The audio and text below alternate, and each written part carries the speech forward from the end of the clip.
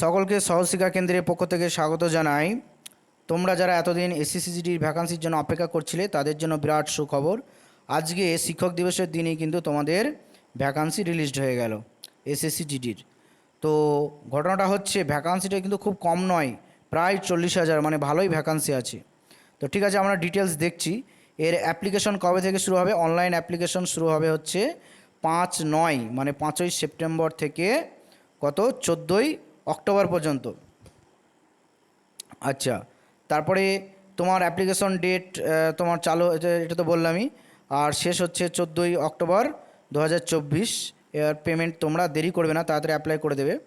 আচ্ছা, এইবার সব থেকে মেন টপিক, যেটা মেন ইম্পর্টেন্ট জিনিস, সেটা হচ্ছে দেখো তোমাদের tentative schedule of computer based examination, মানে তোমাদের যে সিবিটি টেস্টটা হবে কম্পিউটার বেসড, যেটা রিটেন পরীক্ষা যাকে বলো তোমরা, তা সেটা কিন্তু দেখো 2025-এর জানুয়ারি ফেব্রুয়ারিতে, মানে হাতে মাত্র 3 থেকে 4 মাস টাইম পাবে তোমরা, তার মধ্যে তোমাদের কিন্তু রেডি হতে হবে। তো যাই হোক, এখন থেকে পড়াশোনা স্টার্ট করে দাও। আমরা 7 তারিখ থেকে ব্যাচ চালু করছি, চাইলে আমাদের কাছে অ্যাডমিশন নিতে পারো। তা যে যেখানে হোক পড়াশোনা স্টার্ট করে দাও। তারপরে দেখি, তারপরে দেখো ভ্যাকান্সিটা দেখে নাও। ভ্যাকান্সিটা অ্যাকচুয়ালি ছেলেদের ক্ষেত্রে গ্র্যান্ড টোটাল কত, ফর মেল 35,612টি, এবং ফিমেলের ক্ষেত্রে কত 3,869, দি গ্র্যান্ড টোটাল 39,481। তো এখন 39,481 আছে, কিন্তু পরবর্তীকালে এটা 50,000 কি 60,000 হবে না, এটার কি গ্যারেন্টি আছে? হতেও তো পারে। তো সকলে কিন্তু ফর্ম ফিল আপ করবে। আর এজ লিমিটটা, মেন ব্যাপার হচ্ছে এজ লিমিটটা দেখো। যারা জেনারেল ক্যান্ডিডেট, জেনারেল এবং ইডাব্লিউএস, তাদের কিন্তু ডেট অফ বার্থ হতে হবে 2/1/2002 পরে, 2/1/2002 অথবা তারপরে। আর যাদের এসসি এসটি ওবিসি আছো, তাদের যে যেরকম ছাড় পাও সেরকম ছাড় পাবে, যেমন এসসি এসটি 5 বছর, ওবিসিরা 3 বছর। ঠিক আছে, তো এরকম ছাড় পাবে। এবার যাই হোক হলো, তারপরে দেখছি কি কি আছে। তারপরে হ্যাঁ, তোমাদের হচ্ছে, তারপরে তোমরা সকলে জানো প্রথমে কী বলে, লিখিত পরীক্ষা হয়ে গেল, তারপরে তোমাদের ফিজিক্যাল টেস্ট হবে, ওখানে রান হবে, এগুলো সবাই জানো তোমরা, সেগুলো আর বলছি না। এবার চলে আসছি তোমাদের এই যে এনসিসির ব্যাপারে। এনসিসি সি সার্টিফিকেট যারা আছো, যাদের আছে, তাদের কিন্তু 5% নাম্বার পাবে, এক্সট্রা বোনাস পাবে 5% ম্যাক্সিমাম নাম্বারের। তাহলে ম্যাক্সিমাম 160, তার 5% মানে 8 নাম্বার তোমরা এক্সট্রা পাবে। যাদের এনসিসি বি সার্টিফিকেট আছে, তারা 3%, মানে হচ্ছে 4.8 নাম্বার তোমরা এক্সট্রা পাবে। যাদের এ সার্টিফিকেট আছে, তারা 2 নাম্বার, মানে 3.2 নাম্বার তারা এক্সট্রা বোনাস হিসাবে পাবে। ঠিক আছে, তো তারপরে কীভাবে অ্যাপ্লাই করবে? তোমরা অনলাইনে অ্যাপ্লাই করবে, এটা তো তোমরা সকলে জানো। আচ্ছা, তারপরে চলে আসি হচ্ছে তোমার এজ লিমিট তো বললাম। তারপরে হচ্ছে এই যে রিজিয়ন, কে কোন শহরে পরীক্ষা দিবে, হ্যাঁ, সেগুলো তোমরা ঠিকঠাক করে দেখে নেবে এখানে, সেরকম করে ফর্ম ফিল আপ করে বাড়ির কাছে যে সেন্টার আছে সেগুলোতে তোমরা ঠিকঠাক করে ফর্ম ফিল আপ করে দেবে। আচ্ছা, এবার হচ্ছে নাম্বার ডিভিশন। যেমন ধরো তোমাদের পার্ট এতে হচ্ছে জেনারেল ইন্টেলিজেন্স অ্যান্ড রিজনিং, এটা হচ্ছে 20টা কোশ্চেন থাকবে 40 নম্বরের। আচ্ছা, তারপরে part B general knowledge and general awareness, এটাও 20টা কোশ্চেন থাকবে 40 নম্বরের।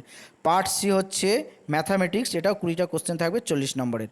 আর হচ্ছে পার্ট ডিতে হবে ইংলিশ অথবা হিন্দি, যে ইংলিশ করবে ইংলিশ, যে হিন্দি করবে হিন্দি, তার জন্য হচ্ছে 20টা কোশ্চেন থাকবে 40 নম্বর। টোটাল 160 নম্বরের পরীক্ষা হবে 60 মিনিটের, এবং টোটাল তোমার 80টা কোশ্চেন থাকবে 1 ঘন্টা। বুঝতেই পারছো কত স্পিড বাড়াতে হবে। আচ্ছা, এবার তোমাদের এই সিলেবাসগুলো তো তোমরা দেখে নেবে ঠিকঠাক কত কী আছে। আচ্ছা, এইবার চলে আসি যে পিএমটি, মানে ফিজিক্যাল মেজারমেন্ট টেস্ট। পিইটি তো তোমাদের হবেই। আচ্ছা, পিইটি বলে দিই, যে জেনারেল মেল, মানে ছেলেদের ক্ষেত্রে 5 কিমি দৌড়াতে হবে 24 মিনিটের মধ্যে, আর মেয়েদের হচ্ছে 1600 মিটার 8.5 মিনিটের মধ্যে। ঠিক আছে, তো এবার চলে আসি পিএমটি, মানে অ্যাকচুয়ালি ফিজিক্যাল মেজারমেন্ট টেস্ট, অথবা এটাকে পিএসটিও বলা হয়, ফিজিক্যাল স্ট্যান্ডার্ড টেস্ট। তা এইটা হচ্ছে ছেলেদের ক্ষেত্রে 170 সেন্টিমিটার, আর মেয়েদের ক্ষেত্রে 157 সেন্টিমিটার। এবার যাদের এসটি আছো, তারপরে গোর্খা আছো, তাদের যেরকম এরকম দেখে নেবে তারা। আচ্ছা, ওগুলো দেখতে হবে না। আচ্ছা, হয়ে গেল। এবার আসি তোমাদের, যে দেখি আর কিছু ইম্পর্টেন্ট কিছু আছে কি। ইম্পর্টেন্ট আর কিছুই নেই। এবার এগুলো লাগবে, কী কী ডকুমেন্টস লাগবে সেগুলো তো তোমাদের জানোই, তোমরা পরবর্তীকালে আবার সব বলে দেবে। এবার তোমাদের এইটা দেখে নাও, যে মিনিমাম কোয়ালিফাইং মার্কস। ঠিক আছে, তো বলছে ইউআরের ক্ষেত্রে 30%, ওবিসি আর ইডাব্লিউএস ক্ষেত্রে 25%, আর বাদ বাকি আদার ক্যান্ডিডেট যারা আছো, তার আদার ক্যাটাগরি যারা আছো তাদের হচ্ছে 20%। ঠিক আছে তো? আচ্ছা, ঠিক আছে। আর এটা তো বললামই এনসিসির ব্যাপারে, ডকুমেন্টস ভেরিফিকেশন যাই হোক হলো। এবার এবার তোমাদের এই পোস্টগুলো আছে, ঠিক আছে? বিএসএফ আছে, সিআইএসএফ আছে, সিআরপিএফ আছে, এসএসবি আছে, আইটিবিপি আছে, আসাম রাইফেল আছে, তারপরে হচ্ছে এনসিবি আছে, এসএসএফ আছে। এগুলো তোমরা সব দেখে নেবে। যাই হোক, আর সেরকম কিছু ইম্পর্টেন্ট কিছু নেই। হ্যাঁ, আর একটা কথা বলি, যারা ইডাব্লিউএস করবে না, যারা ইডাব্লিউএস করবে তারা কিন্তু আগে করে সার্টিফিকেটটা বানিয়ে নাও, ঠিক আছে তো? সার্টিফিকেট না বানালে পরবর্তীকালে কিন্তু প্রবলেম হতে পারে, ঠিক আছে তো? আর তোমরা সবাই এখন থেকে পড়াশোনা শুরু করে দাও। হ্যাঁ, ভালোভাবে পড়াশোনা করো। ওকে, বেস্ট অফ লাক, ভালো থেকো। Thank you.